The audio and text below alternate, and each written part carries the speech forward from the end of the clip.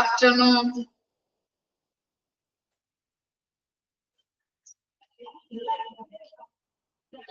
Good afternoon. Good afternoon.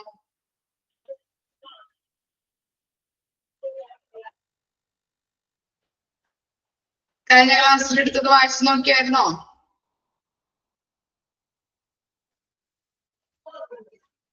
കഴിഞ്ഞ ക്ലാസ്സിൽ എടുത്തത് വായിച്ചു നോക്കിയോ? എന്തായിരുന്നു ABC അനാലിസിസ്? എന്തായിരുന്നു ABC അനാലിസിസ് എന്ന് പറഞ്ഞാല്?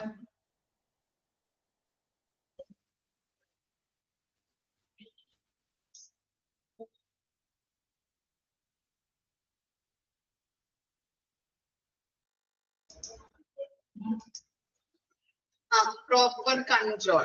ഓക്കെ, എന്താണ് പ്രോപ്പർ കൺട്രോള്? ഫസ്റ്റ് പോയിന്റിൽ പറഞ്ഞല്ലേ, നമ്മൾ പറഞ്ഞു ഇൻവെന്ററീസിനെ നല്ല രീതിയിൽ കൺട്രോൾ ചെയ്യാൻ വേണ്ടിയിട്ട് ABC അനാലിസിസിലൂടെ സാധിക്കുന്നുണ്ട്. അതുപോലെ എന്താണ് കാറ്റഗറൈസ് അല്ലെ, 3 ഗ്രൂപ്പുകളായിട്ടാണ് മെറ്റീരിയൽസിനെ കാറ്റഗറൈസ് ചെയ്യുന്നത് ABC. ഇനി എന്തിനു വേണ്ടിയിട്ടാണ് അങ്ങനെ കാറ്റഗറി ആയിട്ട് തിരിക്കുന്നത്? മെറ്റീരിയൽസിന്റെ കോസ്റ്റ് അറിയുന്നതിന് വേണ്ടിയിട്ടും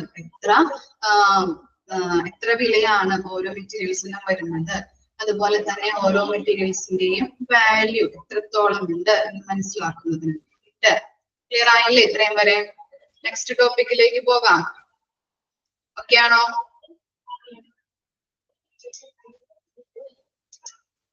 ഓക്കെ, ഇനി നെക്സ്റ്റ് ആണ് നമ്മൾ ABC അനാലിസിസ് പറഞ്ഞു.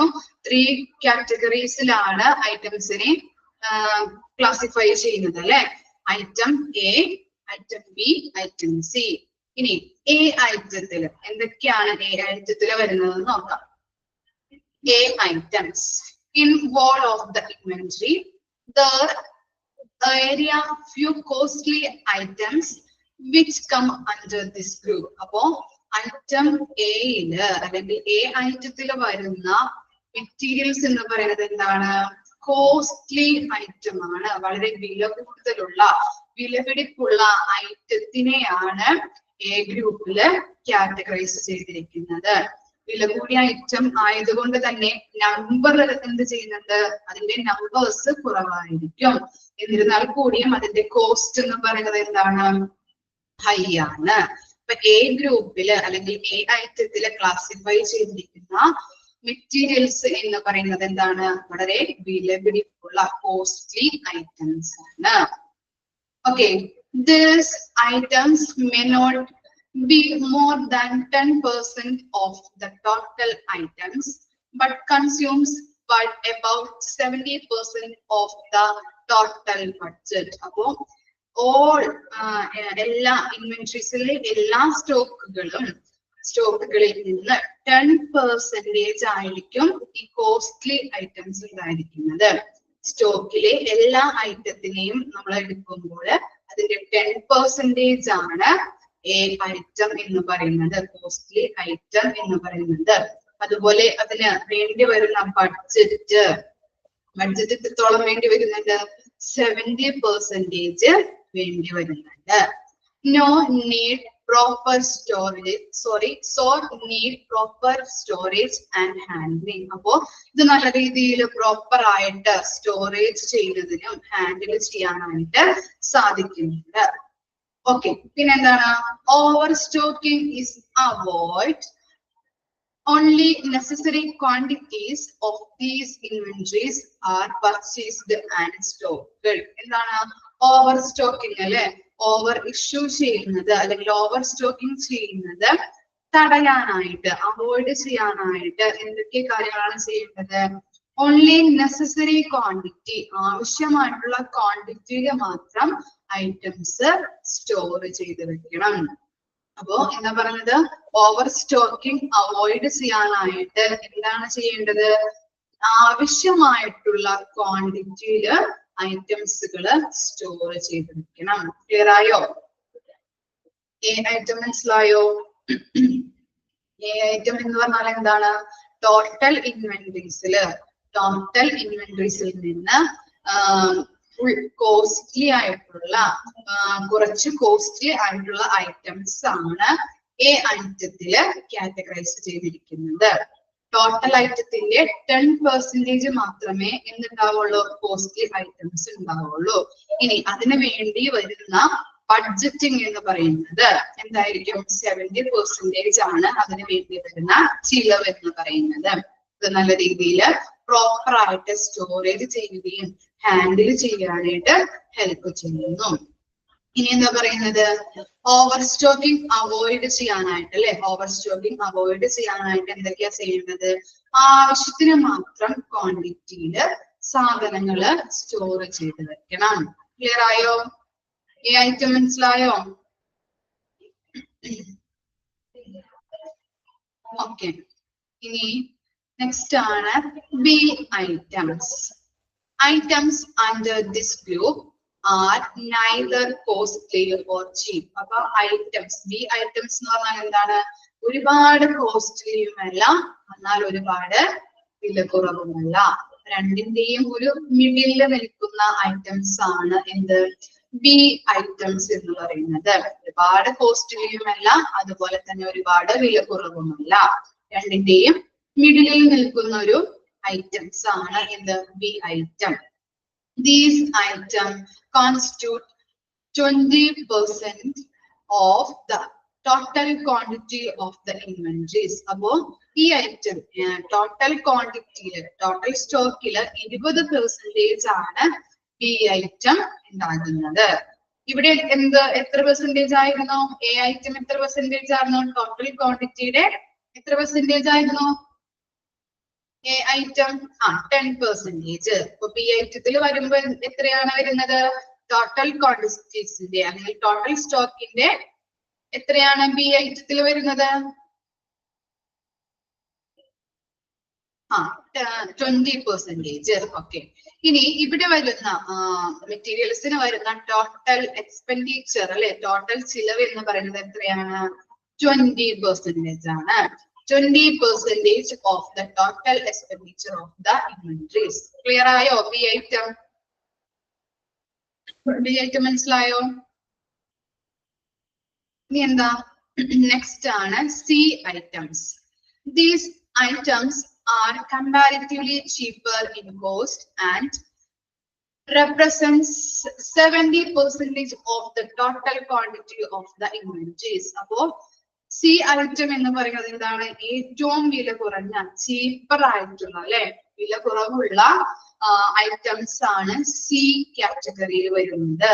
അതിന്റെ ടോട്ടൽ ക്വാണ്ടിറ്റിയിൽ എത്ര പെർസെന്റേജ് ആണ്, നമ്മൾ പറഞ്ഞു എ ഐറ്റത്തില് ടോട്ടൽ ക്വാണ്ടിറ്റിയില് 10% ആണെന്ന് പറഞ്ഞു. അതുപോലെ ബി ഐറ്റത്തില് ടോട്ടൽ ക്വാണ്ടിറ്റിയുടെ 20% ആണ് ബി ഐറ്റം ഉണ്ടായിരിക്കുന്നത്. അപ്പൊ രണ്ടും കൂടിയും കൂട്ടുമ്പോ എത്രയാണ്, 30% അല്ലെ. ഈ ബാക്കിയുള്ള എത്ര പെർസെന്റേജ് ആണ് സി ഐറ്റത്തിൽ വരുന്നത്, 70% ആയിരിക്കും സി ഐറ്റത്തില് കാറ്റഗറൈസ് ചെയ്തിരിക്കുന്നത്. ഇനി അതിന്റെ ടോട്ടൽ എക്സ്പെൻഡിച്ചർ, ടോട്ടൽ ചെലവ് എന്ന് പറയുന്നത് എന്തോരമാണ്, 10% of the total expenditure of the inventories. Clear ആയോ? അപ്പോ എ ഐറ്റം എന്ന് പറയുന്നത് വളരെ കോസ്റ്റ്, വില കൂടുതലുള്ള ഐറ്റംസിനെയാണ് എ കാറ്റഗറീസിൽ പെടുത്തുന്നത്. അതിന്റെ ടോട്ടൽ ഇൻവെന്ററീസിന്റെ എത്ര പെർസെന്റേജ് ആണ് ആ ഐറ്റം ഉള്ളത്, 10% ആണ്. അതിന് വേണ്ടി വരുന്ന ചിലവ് എന്ന് പറയുന്നത് 70% ആണ്. ബി ഐറ്റത്തില് വളരെ ചീപ്പുമല്ല അതുപോലെ തന്നെ വളരെ കോസ്റ്റ്ലിയുമല്ല, രണ്ടിന്റെയും ഇടയിൽ വരുന്ന ഐറ്റംസ് ആണ് ബി ഐറ്റംസ്. അതുപോലെ അതിന് വേണ്ടി വരുന്ന ചിലവ് 20% ആണ്. ടോട്ടൽ ഐറ്റത്തിന്റെ 20% ആണ് ബി ഐറ്റംസ് ആയിട്ട് കാറ്റഗറൈസ് ചെയ്തിരിക്കുന്നത്.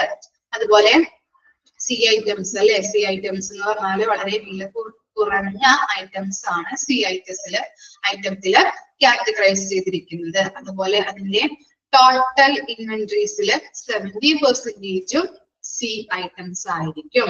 അതിന് വേണ്ടി വരുന്ന എക്സ്പെൻഡിച്ചർ എന്ന് പറയുന്നത് 10% ആണ്. ക്ലിയർ ആയോ? എ ബി സി ക്ലിയർ ആയോ? ഓക്കെ ആണ്. ഒന്ന് വായിച്ചു നോക്കി, എ ബി സി ഒന്ന് വായിച്ചു നോക്കട്ടോ.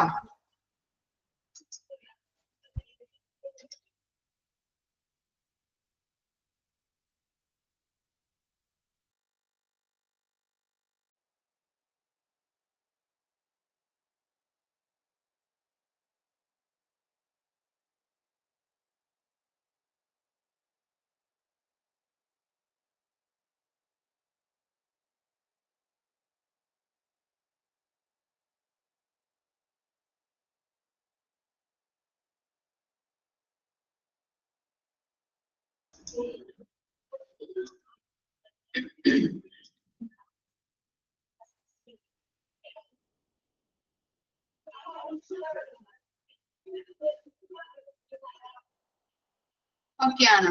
ഇനി നെക്സ്റ്റ് നോക്കിയേ, ABC അനാലിസിസിന്റെ അഡ്വാൻറ്റേജസ്, ഗുണങ്ങൾ എന്തൊക്കെയാണ്? 3 പോയിന്റ്സ് ആണ് കൊടുത്തിരിക്കുന്നത്. ഫസ്റ്റ് പോയിന്റ് നോക്കിയേ, investment in inventories can be regulated and funds can be utilized in the best possible manner. അപ്പോൾ നമ്മൾ പറഞ്ഞു ഇൻവെന്ററീസ് അല്ലെ, സ്റ്റോക്കിന് നമ്മൾ മുടക്കുന്ന പണം എന്ന് പറയുന്നത് എന്താണ്? അതാണ് ഇൻവെസ്റ്റ്മെന്റ്. ഇപ്പൊ സ്റ്റോക്കിന്, ഓരോ മെറ്റീരിയൽസിനും മുടക്കുന്ന പണമാണ് ഇത് ഇൻവെസ്റ്റ്മെന്റ്. ആ ഇൻവെസ്റ്റ്മെന്റ് നല്ല രീതിയിൽ റെഗുലേറ്റ് ചെയ്യാനായിട്ട്, റെഗുലേറ്റ് എന്ന് പറഞ്ഞാൽ എന്താണ്? എന്താ റെഗുലേറ്റഡ് എന്ന് പറഞ്ഞാല്? എന്താ റെഗുലേറ്റഡ്? നിയന്ത്രിക്കാനായിട്ട് അല്ലെ. അപ്പോ നമ്മൾ കൊടുക്കുന്ന സ്റ്റോക്കിന് കൊടുക്കുന്ന അല്ലെങ്കിൽ മുടക്കുന്ന പണം നിയന്ത്രിക്കാനായിട്ട്, നല്ല രീതിയിൽ നിയന്ത്രിക്കാനായിട്ട് സാധിക്കുന്നുണ്ട്. ഏതിലൂടെ? ABC അനാലിസിസിലൂടെ.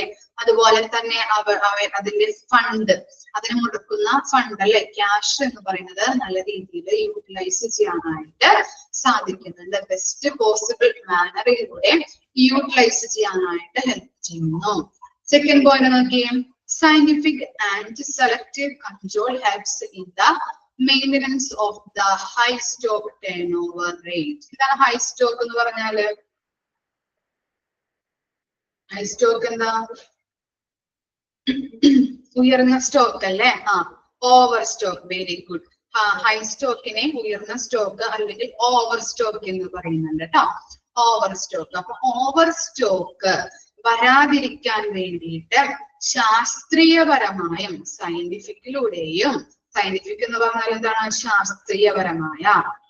അപ്പൊ സയന്റിഫിക്കിലൂടെയും അതുപോലെ തന്നെ സെലക്റ്റീവ് കൺട്രോൾ അല്ലെ, തെരഞ്ഞെടുക്കപ്പെട്ട കൺട്രോളിലൂടെയും ABC അനാലിസിസ് ചെയ്യുന്നതുമായി ബന്ധപ്പെട്ട് സാധ്യമാകുന്നുണ്ട്.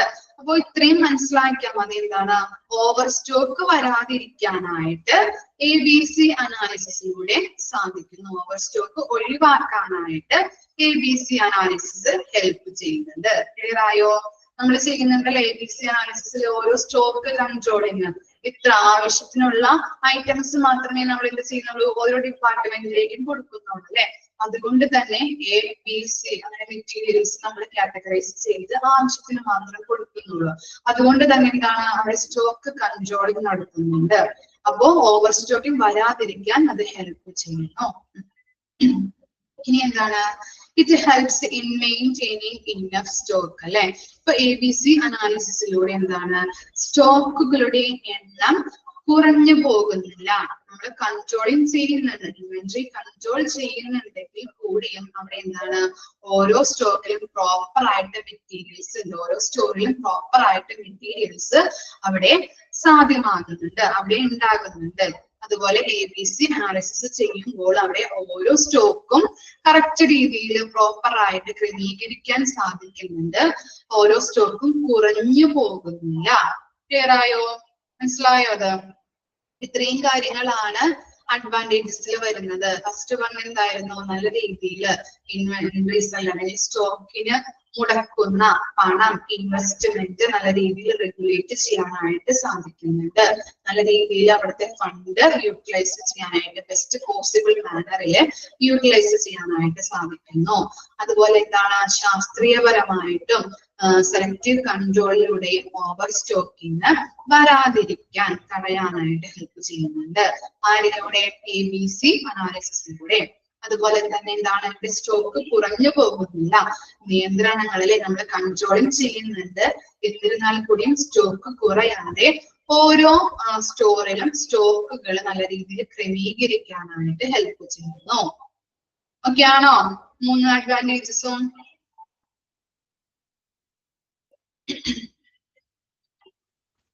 ക്ലിയർ ആണോ? 3 അഡ്വാൻറ്റേജസും ഓക്കെ ആണ്.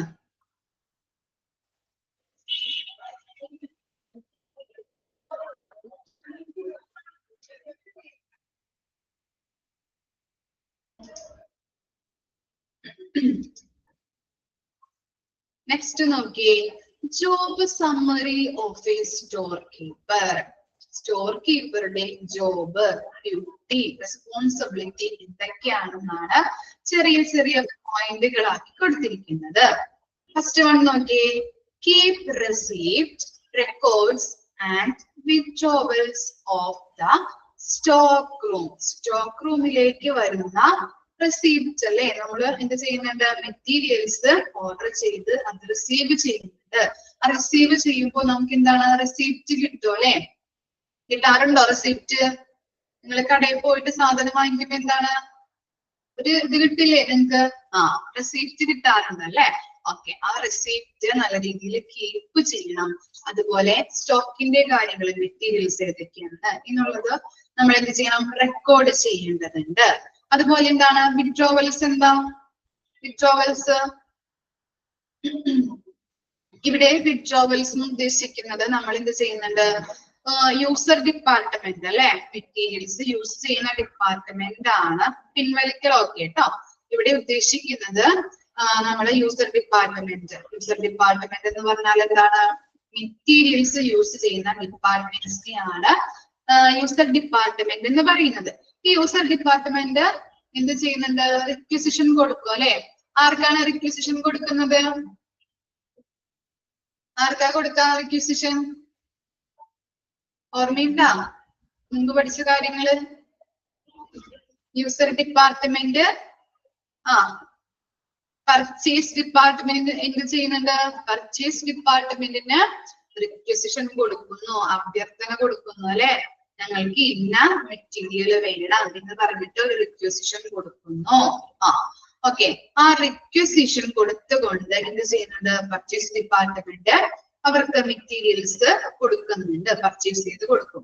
അപ്പൊ അങ്ങനെ യൂസർ ഡിപ്പാർട്ട്മെന്റിന് കൊണ്ടുപോകുന്ന മെറ്റീരിയൽസ്, സ്റ്റോറിൽ നിന്ന് കൊണ്ടുപോകുന്ന മെറ്റീരിയൽസിനെയാണ് എന്തെന്ന് പറയുന്നത്, വിത്ഡ്രോവൽസ്. ക്ലിയർ ആയോ? മനസ്സിലായോ? ഓക്കെ, അതാണ് വിത്ഡ്രോവൽസ് എന്ന് ഇവിടെ ഉദ്ദേശിക്കുന്നത്.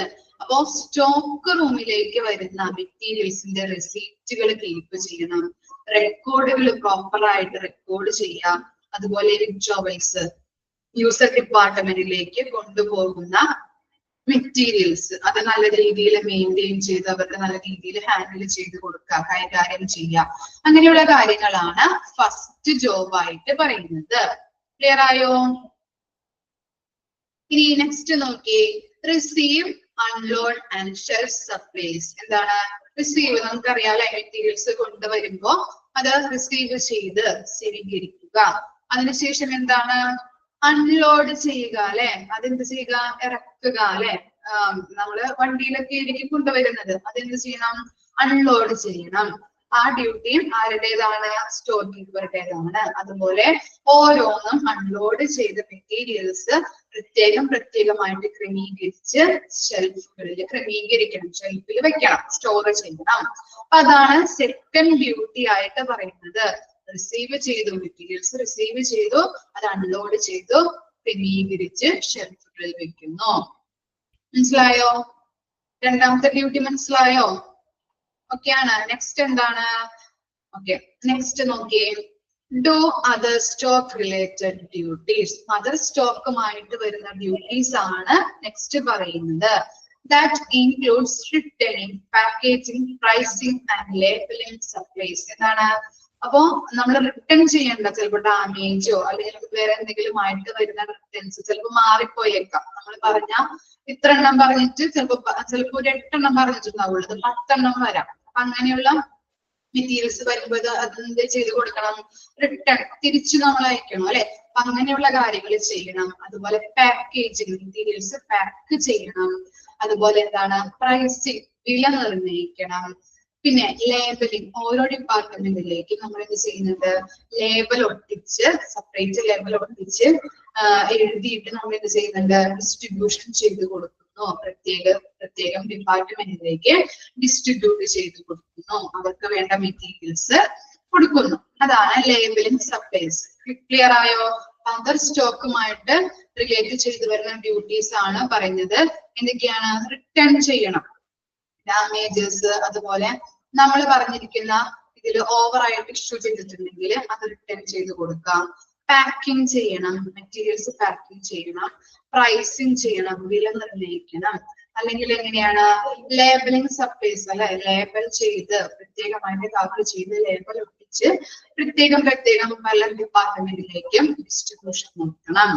ഈ നോക്കിയേ, നെക്സ്റ്റ് നോക്കിയേ, analyse deliveries four damages or discrepancies and report those accounting four reimbursement and record keeping. എന്താണ് ഡെലിവറിയുമായിട്ട് ബന്ധപ്പെട്ട് വരുമ്പോ കുറെ മെറ്റീരിയൽസ് ചിലപ്പോൾ ഡാമേജസ് വരാം, അല്ലെങ്കിൽ എന്താണ് ഡിസ്ക്രിപ്പൻസീസ് എന്ന് പറഞ്ഞിട്ടുണ്ടെങ്കിൽ എന്താണ് പൊരുത്തക്കേടുകൾ അല്ലെ, പൊരുത്തക്കേടുകളായിട്ട് വരാം. അപ്പൊ അങ്ങനെ നമുക്ക് ഡാമേജസോ അല്ലെങ്കിൽ എന്തെങ്കിലും മാറിയൊക്കെ വരാം. ചിലപ്പോ അതല്ല നമ്മൾ പറഞ്ഞത് ആ മെറ്റീരിയലുള്ള വേറെ മെറ്റീരിയലിലേക്ക് കൊണ്ടുവരുന്നെങ്കിൽ എന്താണ് പൊരുത്തക്കേടുകൾ സംഭവിക്കും. അപ്പൊ അങ്ങനെ വരുമ്പോ നമുക്ക് എന്താണ് അതിനുള്ള അക്കൗണ്ടിങ് ഡിപ്പാർട്ട്മെന്റുമായിട്ട് ബന്ധപ്പെട്ട് ഡാമേജസ് ഒക്കെ വരുമ്പോ എന്താണ് നമുക്ക് നഷ്ടം വരുന്നതല്ലേ. അപ്പൊ ആ നഷ്ടത്തിന്റെ തുക നമ്മൾ എന്ത് ചെയ്യണം, തിരിച്ചു വാങ്ങിക്കണോ അല്ലെ അവരുടെ കയ്യിൽ നിന്ന്. അതാണ് റീഇംബേഴ്സ്മെന്റ്. ക്ലിയർ ആയോ? എന്താണ് നഷ്ടമായ തുക അവരുടെ കയ്യിൽ നിന്ന് തിരിച്ചു വാങ്ങിക്കുക, അതാണ് റീഇംബേഴ്സ്മെന്റ്. അപ്പോ അക്കൗണ്ട് ഡിപ്പാർട്ട്മെന്റുമായിട്ട് ബന്ധപ്പെട്ട് പണം തിരിച്ചു കിട്ടാനായിട്ടുള്ള കാര്യങ്ങൾ ചെയ്യണം. അതുപോലെ എന്താണ് റെക്കോർഡ്, ഈ വിവരങ്ങളുടെ എല്ലാം ഡാമേജസ് ആയിട്ടുള്ളതും പൊരുത്തക്കേടുകൾ വന്നിട്ടുള്ളതുമായ മെറ്റീരിയൽസിന്റെ റെക്കോർഡുകൾ പ്രത്യേകമായിട്ട് കീപ്പ് ചെയ്യുകയും വേണം. മനസ്സിലായോ പോയിന്റ്?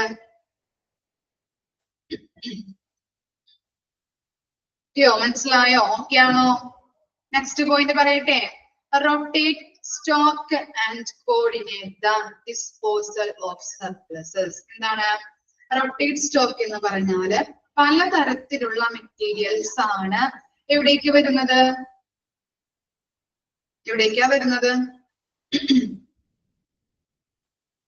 പലതരത്തിലുള്ള മെറ്റീരിയൽസ് എവിടേക്കാ വരുന്നത്? നമ്മൾ പഠിച്ചുകൊണ്ടിരിക്കുന്നത് എന്താ?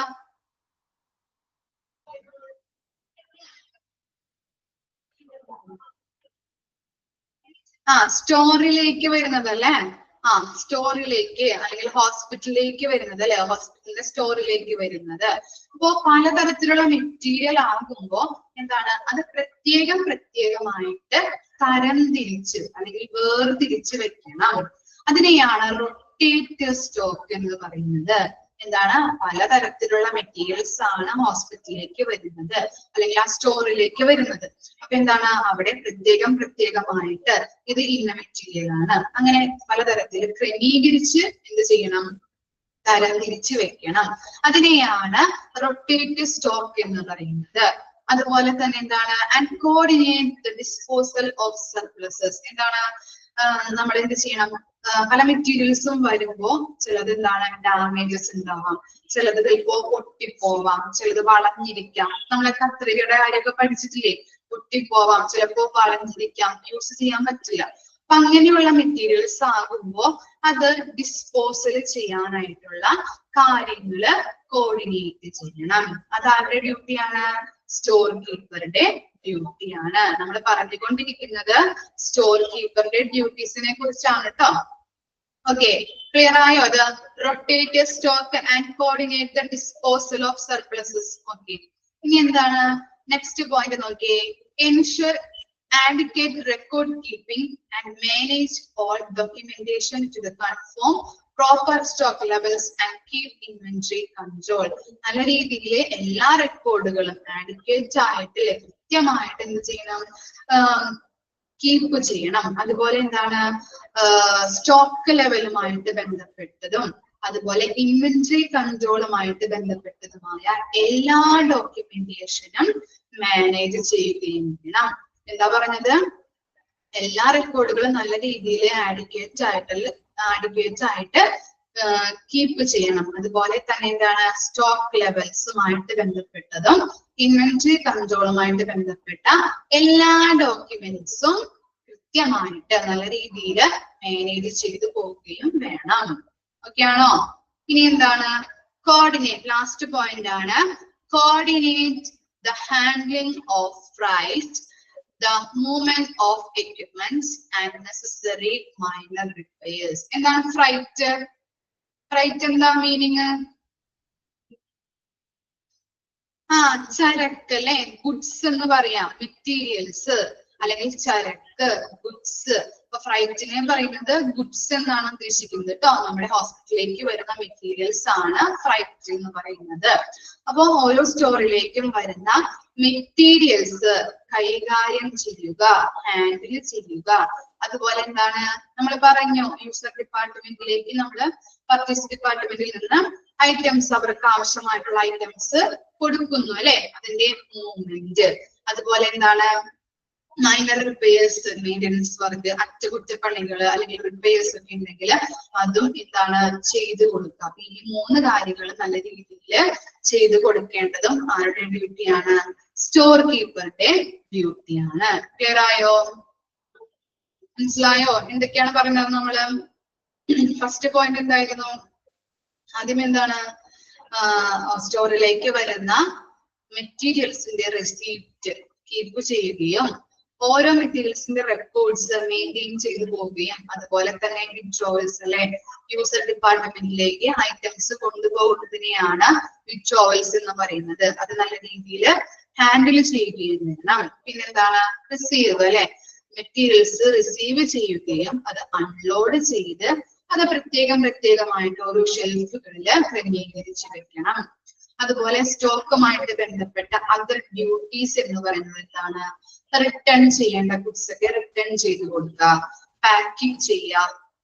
ചിലതിന് എന്താണ്? പ്രൈസിങ് കൊടുക്കേണ്ടതായിട്ട് വരും. അപ്പൊ എല്ലാ മെറ്റീരിയൽസിനും പ്രൈസിങ്, വില നിർണ്ണയിക്കുക. അതുപോലെ ലേബൽ ഒട്ടിച്ച് ഏത് ഡിപ്പാർട്ട്മെന്റിനാണ് ആ മെറ്റീരിയൽസ് ആവശ്യം ആ ഡിപ്പാർട്ട്മെന്റിന് ഡിസ്ട്രിബ്യൂഷൻ നടത്തി കൊടുക്കുക. അതുപോലെ എന്താ, എന്തെങ്കിലും ഡാമേജസോ അല്ലെങ്കിൽ എന്തെങ്കിലും പൊരുത്തക്കേടുകളൊക്കെ ആയിട്ട് വന്ന മെറ്റീരിയൽസ് ആണെങ്കിൽ അത് ആ നഷ്ടം തിരിച്ചു കിട്ടുന്നതിനുമായിട്ട് ബന്ധപ്പെട്ട് അക്കൗണ്ടിങ് ഡിപ്പാർട്ട്മെന്റ് ആയിട്ട് ബന്ധപ്പെട്ട് അതിന് വേണ്ട കാര്യങ്ങൾ ചെയ്യുക. അതുപോലെ തന്നെ അതിന്റെ റെക്കോർഡുകൾ, ഡാമേജ് ഗുഡ്സിന്റെ റെക്കോർഡുകൾ കൃത്യമായിട്ട് റെക്കോർഡ് കീപ്പ് ചെയ്യണം. ഇനി റൊട്ടേറ്റീവ് സ്റ്റോക്ക് എന്ന് പറഞ്ഞാൽ എന്താണ്? പല രീതിയിലുള്ള പലതരത്തിലുള്ള ഐറ്റംസ് ആണ് ഹോസ്പിറ്റലിലെ സ്റ്റോറിലേക്ക് വരുന്നത്. അതുകൊണ്ട് തന്നെ പ്രത്യേകമായിട്ട് വേർതിരിച്ച് വെക്കേണ്ടതാണ്. അതാണ് റൊട്ടേറ്റീവ് സ്റ്റോക്ക്. അതുപോലെ എന്താണ്? ഹോസ്പിറ്റലിൽ വരുന്ന മെറ്റീരിയൽസിൽ ചിലപ്പോൾ ഡാമേജസുകൾ അല്ലെ, വളഞ്ഞിരിക്കാം, ചിലപ്പോൾ ഒടിഞ്ഞു പോവാം. അങ്ങനെയുള്ള മെറ്റീരിയൽസ് ഒക്കെ ഉണ്ടെങ്കിൽ അത് നല്ല രീതിയിൽ നിർമ്മാർജ്ജനം ചെയ്യുന്നതിന് വേണ്ടിയിട്ടുള്ള കാര്യങ്ങൾ കോർഡിനേറ്റ് ചെയ്യണം. എന്താ പറഞ്ഞത്? നല്ല രീതിയിൽ എല്ലാ മെറ്റീരിയൽസിന്റെ എല്ലാ റെക്കോർഡുകളും കീപ്പ് ചെയ്യുകയും സ്റ്റോക്ക് ലെവല്, ഇൻവെന്ററി കൺട്രോളുമായിട്ട് ബന്ധപ്പെട്ട എല്ലാ ഡോക്യുമെന്റ്സും മാനേജ് ചെയ്യുകയും വേണം. അതുപോലെ തന്നെ എന്താണ്? ഫ്രൈറ്റ് അല്ലെ, ചരക്ക് അല്ലെങ്കിൽ ഗുഡ്സ് എന്നൊക്കെ പറയാം. അപ്പോൾ സ്റ്റോറിലേക്ക് വരുന്ന ഐറ്റംസ് നല്ല രീതിയിൽ കൈകാര്യം ചെയ്യുകയും അതുപോലെ എന്താ യൂസർ ഡിപ്പാർട്ട്മെന്റിലേക്ക് ഐറ്റംസ് കൊടുക്കുന്നു, പർച്ചേസ് ഡിപ്പാർട്ട്മെന്റിൽ നിന്ന് ഐറ്റംസ് കൈമാറുന്നുണ്ട്. അതിനെ മൂവ്മെന്റ് ഓഫ് എക്യുപ്മെന്റ്സ് എന്ന് പറയുന്നു. അപ്പൊ അങ്ങനെ അതിന്റെ മൂവ്മെന്റ്സ് നല്ല രീതിയിൽ കൈകാര്യം ചെയ്യുകയും ഇനി എന്തെങ്കിലും റിപ്പയേഴ്സോ മെയിൻ്റെനൻസോ ഒക്കെ മെറ്റീരിയൽസ് ഉണ്ടെങ്കിൽ അതും ഹാൻഡിൽ ചെയ്യാനും ഉള്ള ഡ്യൂട്ടി ആരുടേതാണ്? സ്റ്റോർ കീപ്പറിന്റെ ഡ്യൂട്ടിയാണ്. ക്ലിയർ ആയോ? ഒന്ന് വായിച്ചു നോക്കി, വായിച്ചു നോക്കട്ടോ പോയിന്റ്സ്.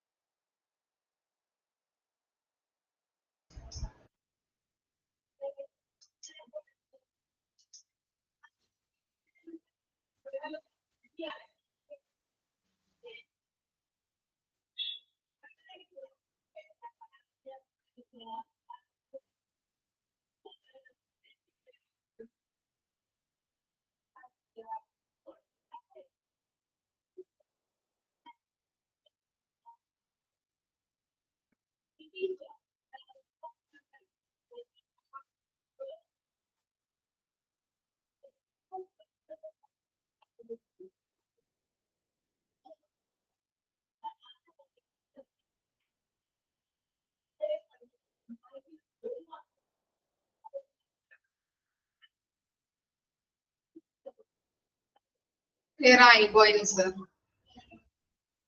ഇനി നെക്സ്റ്റ് നോക്കിയേ, പിൽഫ്രേജസ് ആൻഡ് വേസ്റ്റേജസ് ഇൻ ഹോസ്പിറ്റൽ. എന്താ പിൽഫ്രേജ്? പിൽഫ്രേജ് എന്താ?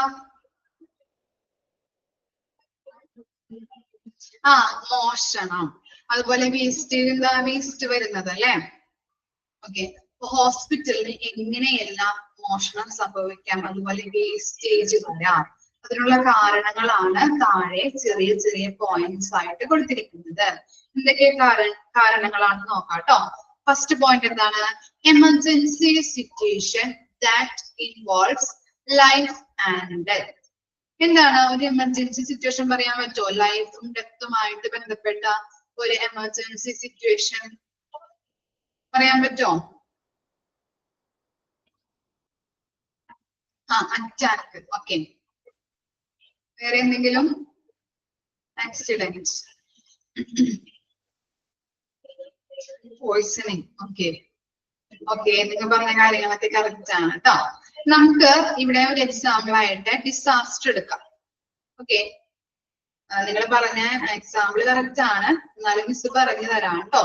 എക്സാമ്പിൾ ഡിസാസ്റ്റർ അല്ലെ, ദുരന്തം. ദുരന്തം സംഭവിക്കുമ്പോൾ എന്താണ്? ഫയർ. ഓക്കെ, കറക്റ്റ് ആണ്. എന്താണ്? ചിലവരെന്താണ് ദുരന്തം സംഭവിക്കുമ്പോ ചിലവര് മരണപ്പെടാം, അല്ലെങ്കിൽ എന്താണ് ലൈഫിലേക്ക് തിരിച്ചു വരാം അല്ലെ. അപ്പോ ഇവിടെ നമ്മൾ എടുക്കുന്നത് ദുരന്തമാണ്, എക്സാമ്പിൾ ആയിട്ട് എടുക്കുന്നത് ദുരന്തം. അപ്പൊ കുറെ ആളുകളെ ദുരന്തം ഉണ്ടാകുമ്പോ കുറെ ആളുകൾ ചിലപ്പോൾ എന്താണ് മരണപ്പെടാം, അല്ലെങ്കിൽ കുറെ ആളുകൾക്ക് പരിക്കുകളൊക്കെ പറ്റിയിട്ട് ഹോസ്പിറ്റലിലോട്ട് കൊണ്ടുവരാം അല്ലെ. കുറെ ആൾക്കാരുണ്ടാവൂലേ അപ്പൊ ഹോസ്പിറ്റലിലോട്ട് കുറെ അധികം ആൾക്കാര്, കുറെ അധികം രോഗികളെ കൊണ്ടുവരുമ്പോ അവർക്ക് നല്ല രീതിയിൽ കെയർ കൊടുക്കാൻ പറ്റുമോ?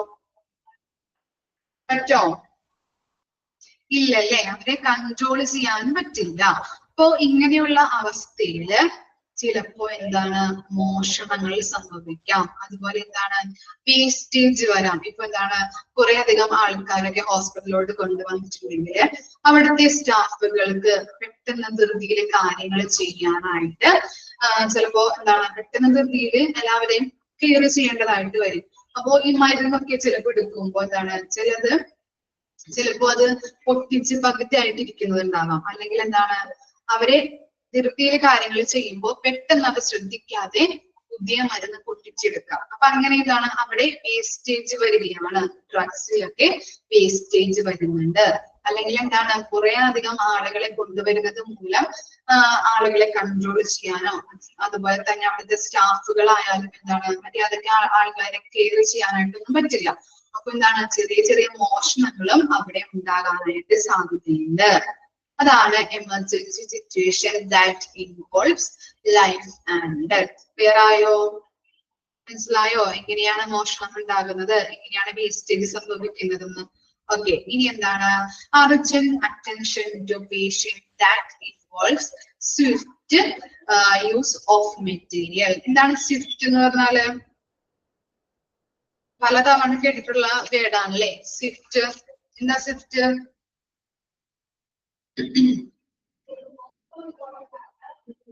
പെട്ടെന്ന് അല്ലെ, വേഗത്തിൽ എന്നുള്ളതാണ് കേട്ടോ.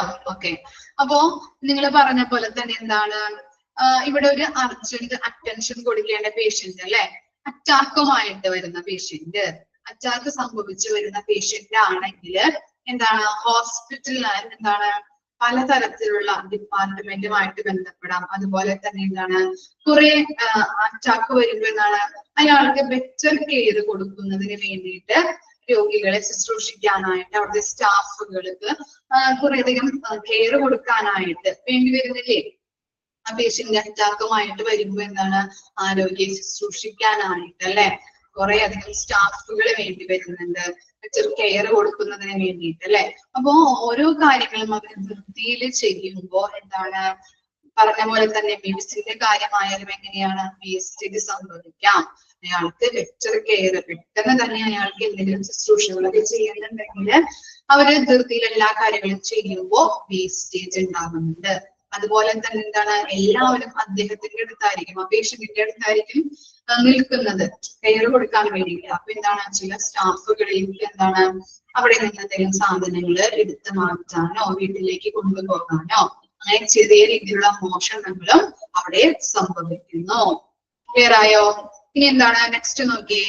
Exposure of stock continuously to lower level personnel no standardised activity. ഹോസ്പിറ്റലില് ലോവർ ലെവൽ സ്റ്റാഫുകൾ ആരായിരിക്കും? അറിയാൻ പറ്റുമോ? ഹോസ്പിറ്റലിലാണെങ്കിൽ അവിടുത്തെ ലോവർ ലെവൽ പേഴ്സണൽസ് അല്ലെങ്കിൽ സ്റ്റാഫുകൾ ആരായിരിക്കും? ആരായിരിക്കും? ക്ലീനേഴ്സ് അല്ലെ, ഹൗസ് കീപ്പിംഗ് സ്റ്റാഫുകൾ.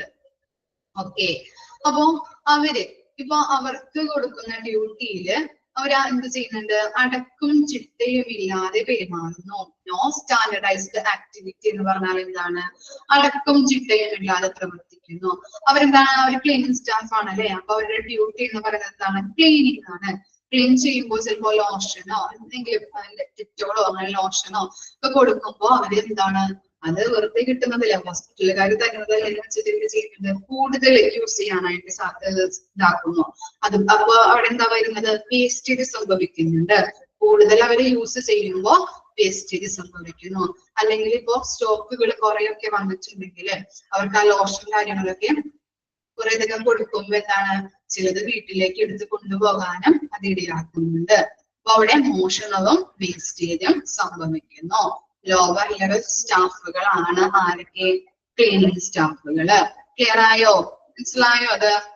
ഇനി എന്താണ്? ടു മെനി ഓട്ടോണമസ് യൂണിറ്റ് അല്ലെ. എന്താണ് പറയുന്നത്? വളരെയധികം സ്വയം ഭരണമുള്ള അല്ലെങ്കിൽ സ്വയംഭരണ യൂണിറ്റുകള്. നമ്മളിപ്പോ CSD പഠിച്ചു അല്ലെ. CSD എന്ന് പറഞ്ഞാൽ എന്താണ്? സപ്പോർട്ടിംഗ് ഡിപ്പാർട്ട്മെന്റ് ആണ് അല്ലെ ഹോസ്പിറ്റലിന്റെ.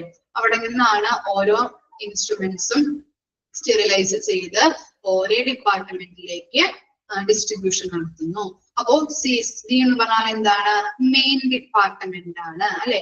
എല്ലാ ഡിപ്പാർട്ട്മെന്റിലേക്കും ഇൻസ്ട്രുമെന്റ്സ് നമ്മള് സ്റ്റെറിലൈസ് ചെയ്ത് കൊടുക്കുമ്പോ അതിന്റെ കൺട്രോളിങ് വരുന്നത് എവിടെയാണ്? CSDയിലാണ്. എത്ര ഇൻസ്ട്രുമെന്റ്സ് ഓരോ ഡിപ്പാർട്ട്മെന്റിൽ നിന്നും കൊണ്ടുവന്നു, ഏതൊക്കെയാണ് ഓരോ ഡിപ്പാർട്ട്മെന്റിലേക്കും കൊടുത്തത് എന്നുള്ള റെക്കോർഡുകൾ അവരൊക്കെ ചെയ്യുന്നുണ്ട്. കീപ്പ് ചെയ്യുന്നില്ലേ? ഓർമ്മയുണ്ടോ അതൊക്കെ പഠിച്ചത്? ഓർക്കുന്നുണ്ടാ CSD പഠിച്ചത്? അപ്പൊ അങ്ങനെയുള്ള ഒരു മെയിൻ ഡിപ്പാർട്ട്മെന്റ് ആണെങ്കിൽ പ്രോപ്പർ ആയിട്ട് പല ഡിപ്പാർട്ട്മെന്റുകളെ കൺട്രോൾ ചെയ്യാനായിട്ട് സാധിക്കുന്നുണ്ട്. ഇവിടെ എന്താണ്? ചെറിയ ചെറിയ യൂണിറ്റുകളാണെങ്കിൽ അല്ലെ, ഒരു പ്രത്യേകമായിട്ട് ചെറിയ ചെറിയ യൂണിറ്റുകളാണെങ്കിൽ കുറെ അധികം വർക്കേഴ്സ് ഉണ്ടാവും. അതുപോലെ അവരുടെ കാര്യങ്ങളൊന്നും നിയന്ത്രിക്കാനായിട്ട് ആരും ഉണ്ടാവില്ല, അവരെ കൺട്രോൾ ചെയ്യാനായിട്ട് ആരും ഉണ്ടാവില്ല. അവരുടെ റെസ്പോൺസിബിലിറ്റി എന്താണ്, ഡ്യൂട്ടി എന്താണ് എന്നൊക്കെ പറഞ്ഞു കൊടുക്കാനായിട്ടും കൺട്രോൾ ചെയ്യാനായിട്ടും എന്താണ് ആരും ഉണ്ടാവാത്ത അവസ്ഥ. അങ്ങനെയൊക്കെ ഉള്ള സന്ദർഭങ്ങൾ ഉണ്ടാകുമ്പോൾ എന്താണ്? അവിടെ കളവ് നടക്കാം. പ്രോപ്പർ ആയിട്ട് നല്ല രീതിയിൽ എല്ലാ മെറ്റീരിയൽസും അല്ലെങ്കിൽ എന്തെങ്കിലും കാര്യങ്ങളൊക്കെ കൺട്രോൾ ചെയ്യാനില്ലാത്തത് കൊണ്ട് തന്നെ എന്താണ്? വേസ്റ്റേജ് സംഭവിക്കാം. ക്ലിയർ ആയോ? നെക്സ്റ്റ് എന്താണ്? Involvement of more department in comprehensive administration. ഇപ്പൊ ഒരു രോഗിയെ അറ്റാക്ക് ആയിട്ടോ അല്ലെങ്കിൽ നിങ്ങൾ പറഞ്ഞതുപോലെ പോയിസൺ ഒക്കെ ഇട്ട് കൊണ്ടുവന്നെങ്കിൽ അവിടെ എന്താണ്? ഓരോ ഡിപ്പാർട്ട്മെന്റിന്റെയും അല്ലെ, എല്ലാ ഡിപ്പാർട്ട്മെന്റിനും കൂടി എന്താണ് ചേർന്നിട്ടാണ് അവിടെ ആ രോഗിയെ ശുശ്രൂഷിക്കുന്നത്. ഇപ്പൊ ആദ്യം ആക്സിഡന്റ് ആയിട്ട് കൊണ്ടുവരുന്ന ആളുകളെയൊക്കെ കാഷ്വാലിറ്റി നോക്കും. അതിനുശേഷം എന്തെങ്കിലും ശുശ്രൂഷകളൊക്കെ നടത്തിയതിനു ശേഷം ഇപ്പൊ എന്തെങ്കിലും ഓപ്പറേഷനോ സർജറിയൊക്കെ വേണമെങ്കിൽ ആ ഡിപ്പാർട്ട്മെന്റിലേക്ക് കൊണ്ടുപോയിട്ട് പിന്നെ ICUവിലേക്ക് എടുത്തി. അപ്പൊ എന്താണ്? പല ഡിപ്പാർട്ട്മെന്റുകളുടെയും സഹകരിച്ചാണ് ആ പേഷ്യന്റിനെ അവിടെ ശുശ്രൂഷിക്കുന്നത്. അതുകൊണ്ട് തന്നെ എന്താണ്? പല വേസ്റ്റേജുകൾ സംഭവിക്കുന്നുണ്ട് മെഡിസിൻസിൽ. പറഞ്ഞില്ലേ മിസ്? വേസ്റ്റേജുകൾ സംഭവിക്കാം. അതുപോലെ അവിടെ എന്താണ്? അയാളെ പല ഡിപ്പാർട്ട്മെന്റും കെയർ ചെയ്യുന്നതിലൂടെ എന്താണ്? പല പല മോഷണങ്ങളും പിൻഭാഗത്ത് കൂടിയ ആൾക്കാര്, ഞാൻ പറഞ്ഞപ്പോ ക്ലീനിങ് സ്റ്റാഫ് എന്താണ്? ബാഗിൽ വെച്ച് കൊണ്ടുപോകാം ലോഷൻ സംഭവങ്ങളൊക്കെ. അതുപോലെ തന്നെ എന്താണ്? ആരും ശ്രദ്ധിക്കാത്തത് കൊണ്ട് തന്നെ എന്താണ്? പല പല സ്റ്റാഫുകളും പല ഐറ്റംസ്, ബ്ലേഡ്, അതുപോലെ എന്താണ് കത്രിക, അങ്ങനെയുള്ള ഐറ്റംസ് ഒക്കെ എന്താണ്? പല ഇൻസ്ട്രുമെന്റ്സ് ആയാലും വീട്ടിലേക്ക് കൊണ്ടുപോകാനായിട്ട്, മോഷ്ടിച്ച് കൊണ്ടുപോകാനായിട്ട് ഹെൽപ്പ് ചെയ്യുന്നുണ്ട്. ഇങ്ങനെയുള്ള പല പല ഡിപ്പാർട്ട്മെന്റ്സ് ആക്കണം കേട്ടോ. അവിടെ ഞാൻ പറഞ്ഞില്ലല്ലോ, ഇൻവോൾവ്മെന്റ് ഓഫ് മോർ ഡിപ്പാർട്ട്മെന്റ്സ് കേട്ടോ.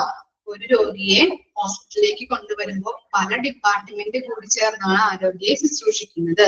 അതുകൊണ്ട് തന്നെ എന്താണ് അവിടെ മറ്റുള്ളവരെ നോക്കാനായിട്ട് അല്ലെ പല സ്റ്റാഫുകളെ നോക്കാനായിട്ട് സാധിക്കുന്നില്ല. അവിടെ എന്താണ് ഒരു കൺട്രോളിങ് ഇല്ല. അപ്പൊ അതുകൊണ്ട് തന്നെ മോഷണവും സംഭവിക്കുന്നുണ്ട്, പല വേസ്റ്റേജുകളും ഉണ്ടാകുന്നുണ്ട്.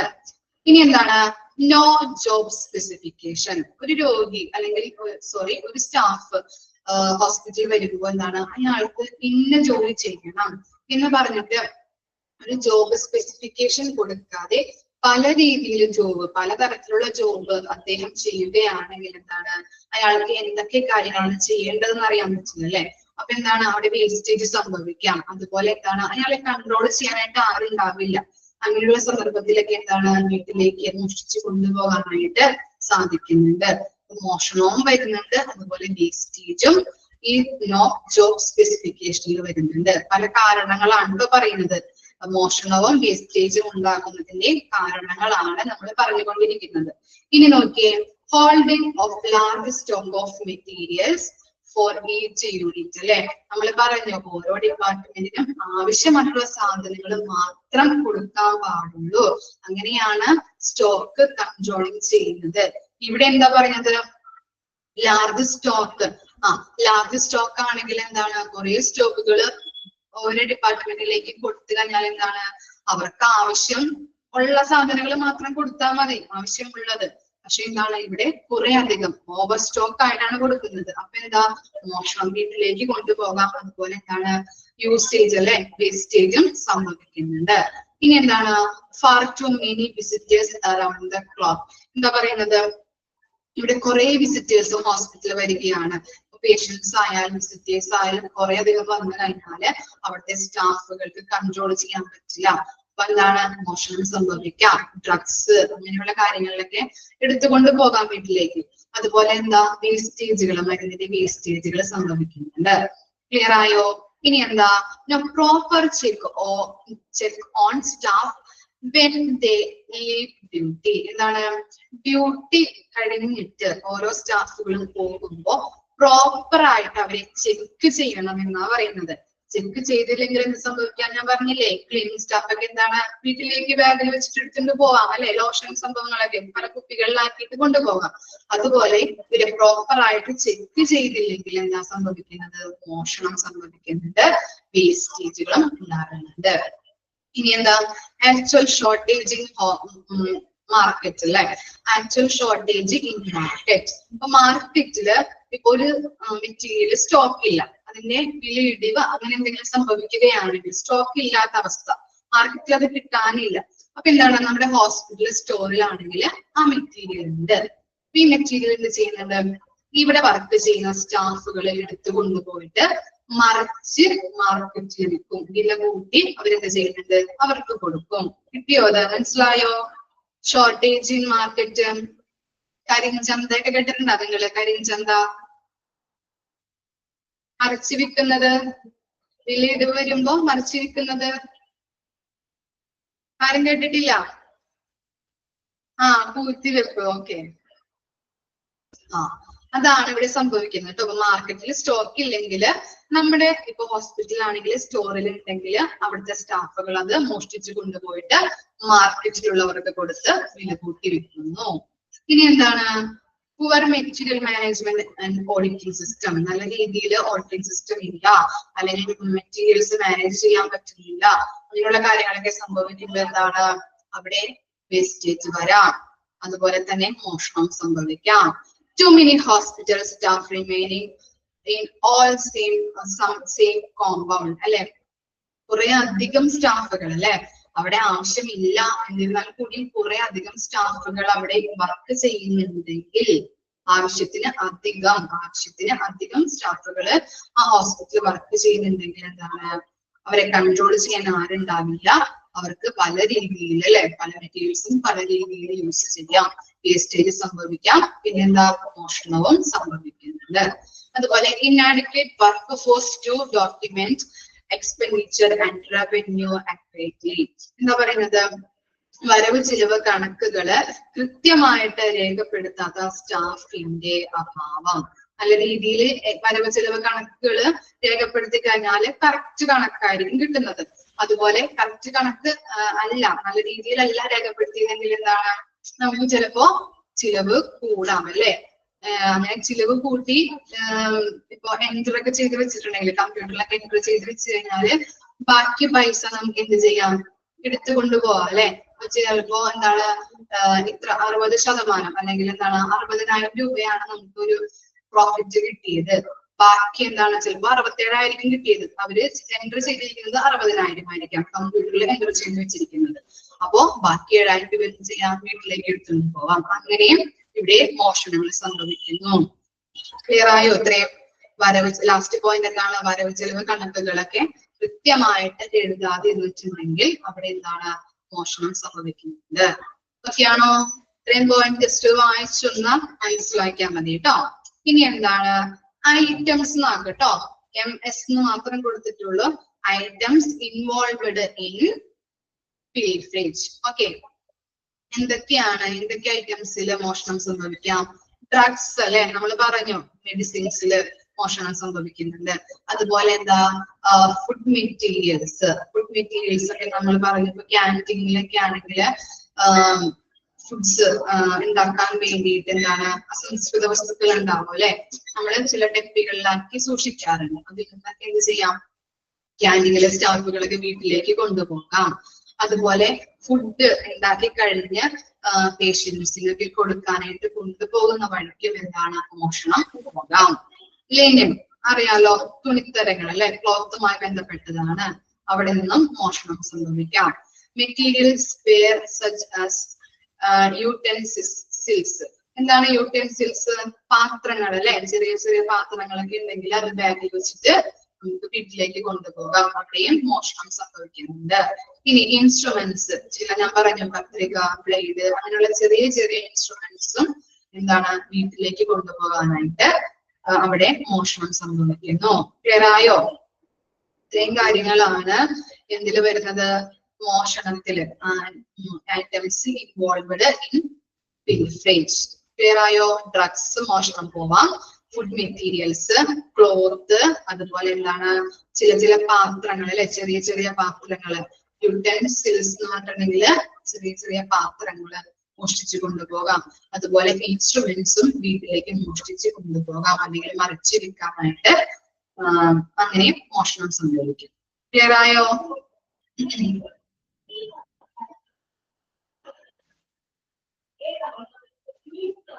ഇനി നെക്സ്റ്റ് ആണ് സെലക്ഷൻ ഉള്ളത് വെട്ടിയിട്ട് ഡിറ്റക്ഷൻ ആക്കണം കേട്ടോ. കണ്ടുപിടുത്തം, ഡിറ്റക്ഷൻ ഓഫ് പിൽഫ്രേജ്. ഡിറ്റക്ഷൻ ആക്കണം കേട്ടോ. DETECTION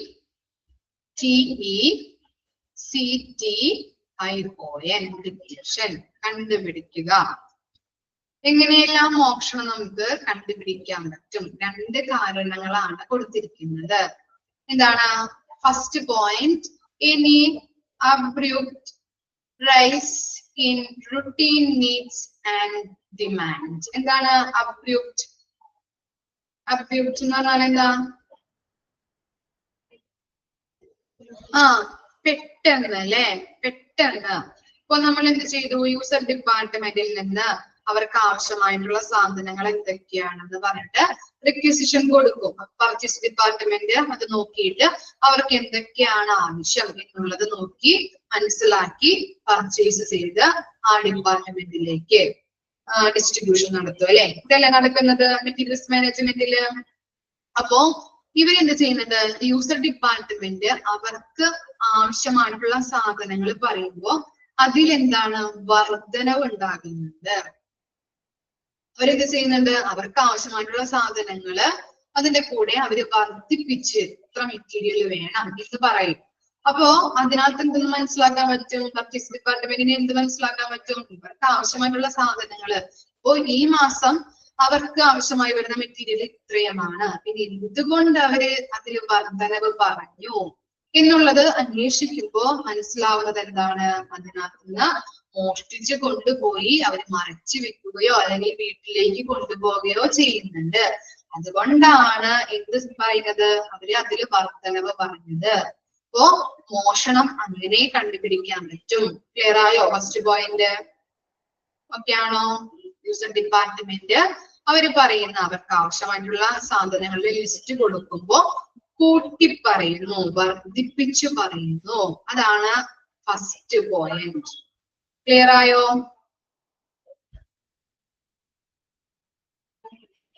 ഇനി എന്താ സെക്കൻഡ് പോയിന്റ് നോക്കി.